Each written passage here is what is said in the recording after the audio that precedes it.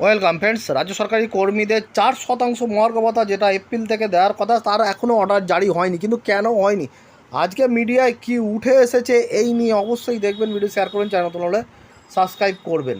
দেখুন এখানে কি বলা হচ্ছে, এবছর বাজেটেই 4% মহার্ঘ ভাতা বৃদ্ধি ঘোষণা করেছে মমতা বন্দ্যোপাধ্যায় সরকার, কিন্তু সেই সংক্রান্ত বিজ্ঞপ্তি জারি করেনি নবান্ন। এ নিয়ে নানা জল্পনাও শুরু হয়েছে কর্মীদের মধ্যে, কিন্তু নবান্নের তরফে এই বিজ্ঞপ্তি কেন জারি করা হয়নি? সূত্রের খবর, কর্মচারীদের বর্ধিত হারে ডিএ প্রদান চালু করতে রাজ্যের তরফে অনুমতি চেয়ে চিঠি দেওয়া হয়েছে রাজ্যের মুখ্য নির্বাচনী আধিকারিককে। অর্থাৎ বাজেটে ঘোষণা হয়ে যাওয়া সত্ত্বেও ও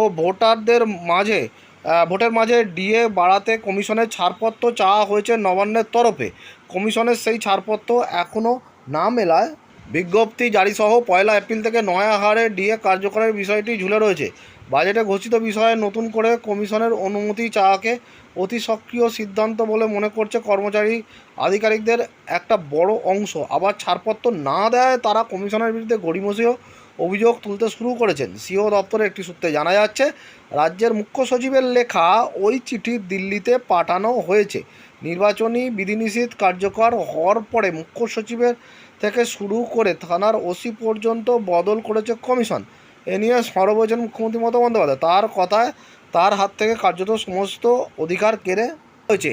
এই প্রেক্ষাপটে মনে করা হচ্ছে, বাজেটে পাস হয়ে যাওয়া সত্ত্বেও মুখ্যমন্ত্রীকে অন্ধকারে রেখেই ডিএর বিজ্ঞপ্তি জারির জন্য কমিশনের অনুমতি চাওয়া হয়েছে। মুখ্যমন্ত্রীর উপস্থিতিতেই 5ই ফেব্রুয়ারি অন্তর্বর্তী বাজেটে রাজ্যের অর্থমন্ত্রী চন্দ্রিমা ভট্টাচার্য 4% হারে ডিএ বৃদ্ধির কথা ঘোষণা করেন। ওই সিদ্ধান্ত 1 এপ্রিল থেকে কার্যকর হয়ে মে মাসের মধ্যে বেতনের সঙ্গে পাওয়ার কথা।